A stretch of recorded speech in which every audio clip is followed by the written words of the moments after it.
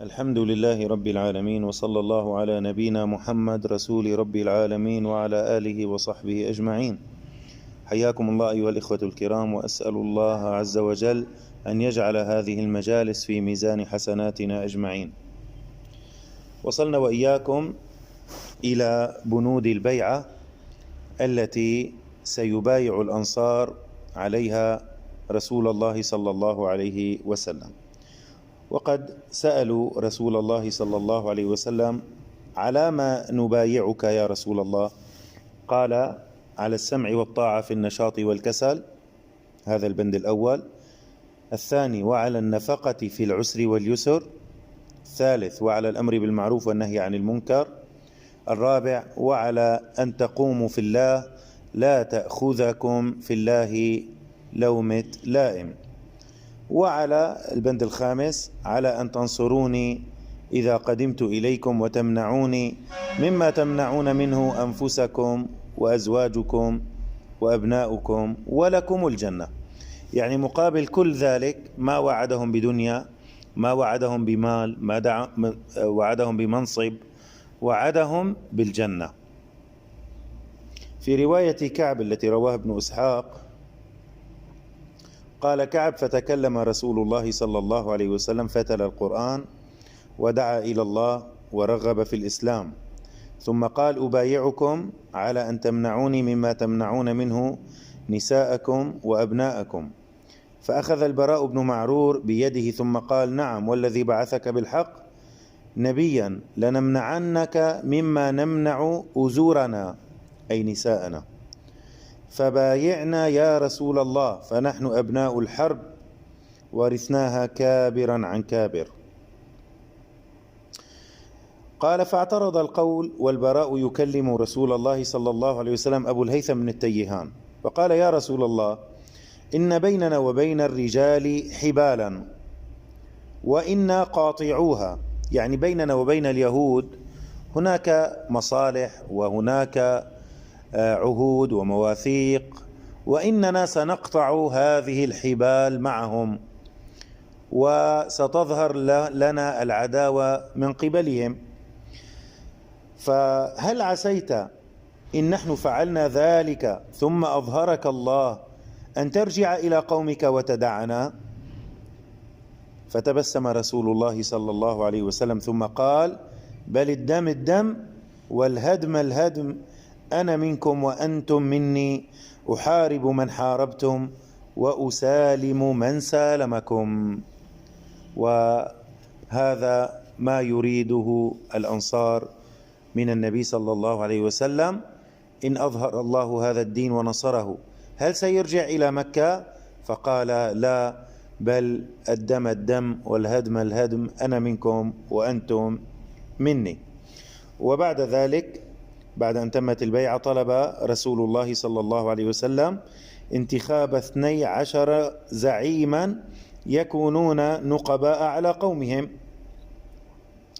يعني بدل أن يبايع هذا العدد الكبير، يريد النبي صلى الله عليه وسلم 12 رجلا هم الذين يضمنوا قومهم، يختاروا من بينهم 12 رجلا يكفلون المسؤولية عنهم في تنفيذ بنود هذه البيعة. فقال للقوم: أخرجوا إلي منكم 12 نقيبا ليكونوا على قومكم بما فيهم. فتم انتخابهم في الحال، وكانوا 9 من الخزرج و3 من الأوس.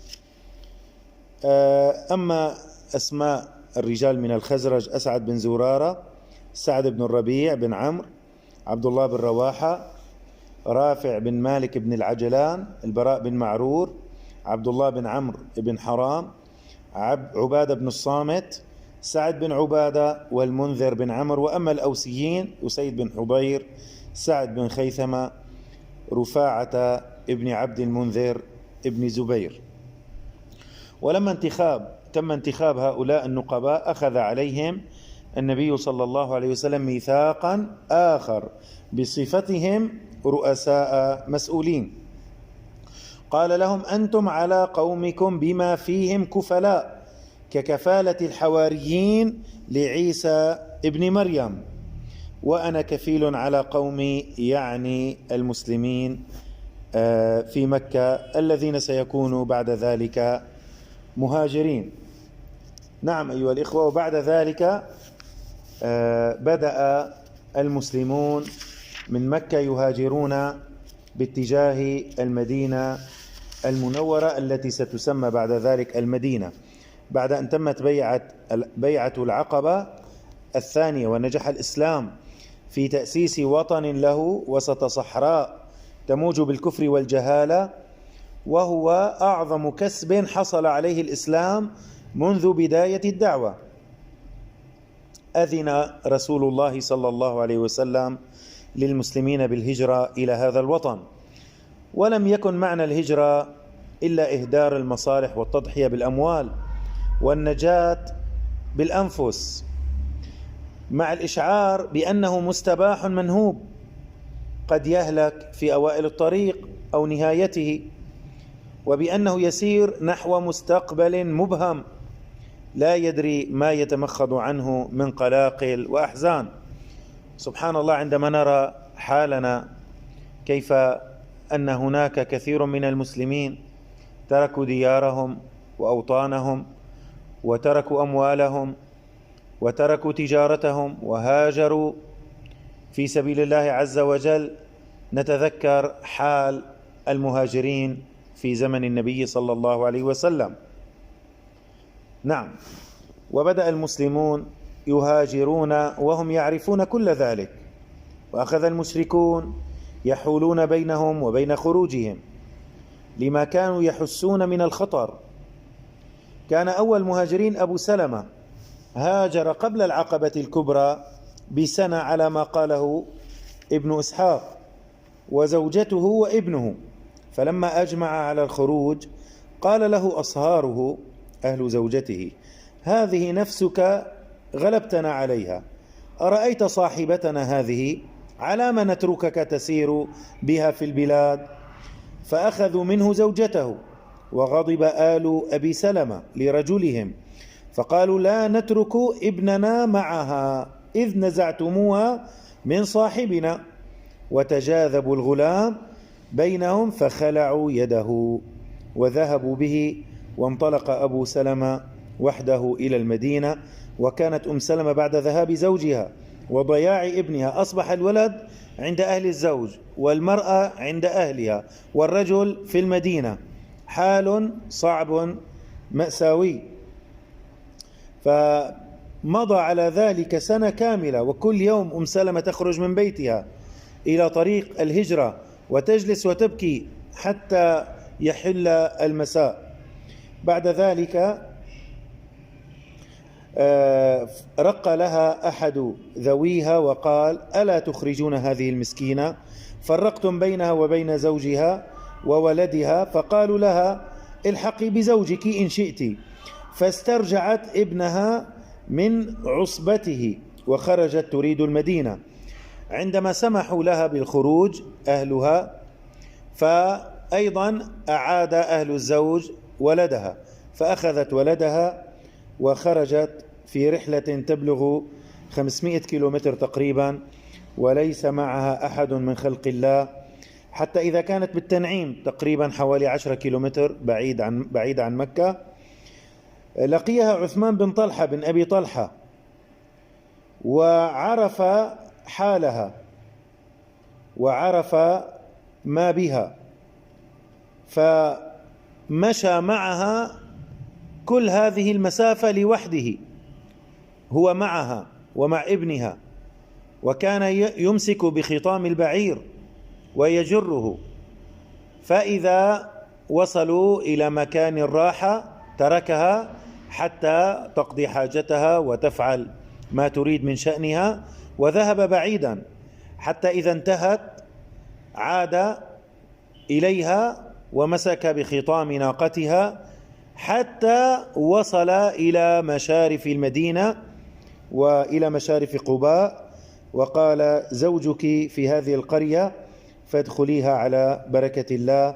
ثم انصرف راجعا إلى مكة لوحده. تصوروا أيها الإخوة، هذا رجل مشرك كافر يفعل هذا مع امرأة مسلمة مع ولدها، وتقول أم سلمة: والله ما رأيت رجل صاحب أمانة أكثر من عثمان بن طلحة، فكان يجلس بعيدا ولا ينظر إليها نظر الخيانة والغدر والخداع. فنسأل الله أن يردنا والمسلمين إلى دينه ردا جميلا. أين نحن من هذه الأخلاق حقيقة؟ ولما أراد صهيب الهجرة قال له كفار قريش: أتيتنا صعلوكا حقيرا فكثر مالك عندنا وبلغت الذي بلغت، ثم تريد أن تخرج بمالك ونفسك؟ والله لا يكون ذلك. فقال لهم صهيب: أرأيتم إن جعلت لكم مالي أتخلون سبيلي؟ قالوا: نعم. قال: فإني قد جعلت لكم مالي. فبلغ ذلك رسول الله صلى الله عليه وسلم فقال: ربح صهيب، ربح صهيب. وفي رواية: ربح البيع أبا يحيى، ربح البيع أبا يحيى. وتواعد عمر بن الخطاب وعياش بن أبي ربيعة وهشام بن العاص بن وائل موضعا يصبحون عنده، اتفقوا في الصباح نلتقي في المكان الفلاني، ثم يهاجرون إلى المدينة. فاجتمع عمر وعياش وحبس عنهما هشام. ولما قدما المدينة ونزلا بقباء قدم أبو جهل وأخوه الحارث إلى عياش، وأم الثلاثة واحدة. سبحان الله، يعني هم أخوة من الأم، أمهم واحدة. فقال له: إن أمك قد نذرت ألا يمس رأسها مشط ولا تستظل بشمس حتى تراك. فرق لها. فقال له عمر: يا عياش، إنه والله إن يريدك القوم إلا ليفتنوك، يريدونك حتى يفتنونك عن دينك، فاحذرهم، فوالله لو آذى أمك القمل لم تشطت، ولو قد اشتد عليها حر مكة لاستظلت. فأبى عياش إلا الخروج معهما ليبر قسم أمه. فقال له عمر: أما إذ قد فعلت ما فعلت فخذ ناقتي هذه، فإنها ناقة نجيبة ذلول سريعة، فالزم ظهرها، فإن رأيت من القوم ريب فانج بها. إن رأيت بوادر الخيانة والغدر فاركب على هذه الناقة وأهرب إلينا. فخرج عليها معهما حتى إذا كانوا ببعض الطريق قال له أبو جهل: يا ابن أخي، والله لقد استغلظت بعيري هذا، أفلا تعقبني على ناقتك هذه؟ يعني تعبت من بعيري، أعرني ناقتك لأرتاح عليها. قال: بلى. فأناخ وأناخا ليتحول عليها، فلما استووا بالأرض نزلوا على الأرض حتى يعني يركب على ناقته. عدوا عليه فأوثقاه وربطاه، ثم دخلا به مكة نهارا موثقا وقالا: يا أهل مكة هكذا فافعلوا بسفهائكم كما فعلنا بسفيهنا هذا. لذلك يعني سبحان الله، المؤمن كيس فطن لا يخدع بهذه الأمور. وكم من الناس خدعوا ولم يهاجروا من بلادهم على أنهم سيخرجون إلى بلاد أخرى وسيتدبرون أمورهم، وها هم الآن جنود عند هذا النظام الفاجر والعياذ بالله. فلذلك المؤمن لا يلدغ من جحر مرتين. فهذه ثلاثة نماذج لما كان المشركون يفعلونه بمن يريد الهجرة. إذ علموا ذلك، لما يعلموا أن فلان يريد أن يهاجر يحاولون أن يفتنونه عن دينه. فقد رأينا بأم سلمة ما فعلوا، ورأينا بصهيب كيف أنهم أخذوا ماله، ورأينا كيف أنهم قد فتنوا عياش وعاد معهم إلى مكة. فبدأ الناس، ولكن مع ذلك خرج الناس أرسالا يتبع بعضهم بعضا. وبعد شهرين وبضعة أيام من بيعة العقبة الكبرى لم يبق بمكة من المسلمين إلا رسول الله وأبو بكر وعلي، أقاما بأمره لهما النبي أمرهما أن يبقيا، وإلا من احتبسه من المشركون كرها أو كرها، يعني بقي النبي وأبو بكر وعلي ومن منعه المشركون من الهجرة. وقد أعد رسول الله صلى الله عليه وسلم جهازه ينتظر متى يؤمر بالخروج، وأعد أبو بكر جهازه.